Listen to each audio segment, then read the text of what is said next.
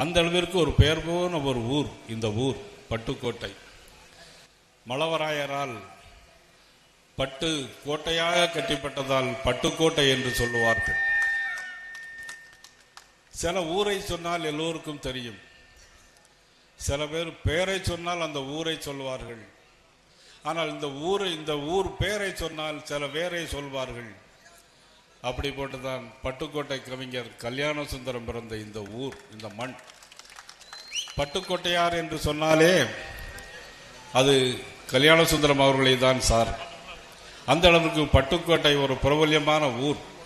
இந்த ஊரிலே பிறந்தவர் தான் பட்டுக்கோட்டை கல்யாண சுந்தரமும் ஒயக்கேத்தவரும்.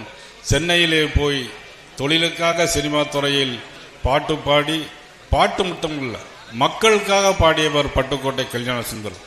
மனுஷன் சாப்பிடுறான்டா தம்பி பயலே அப்படிங்கிற பாட்டை இன்னைக்கு அந்த மனுஷன் யார் சாப்பிட்றான்னா இன்னைக்கு டெல்டாக்காரன் சொல்லி கொடுக்குற நமது தமிழ்நாடு முதலமைச்சர் அவர்கள் இன்னைக்கு இந்த டெல்டாக்காரன் எல்லாம் இன்னைக்கு சாப்பிட்டு கொண்டிருக்கிறார்கள் என்றுதான் சொல்ல வேண்டும்.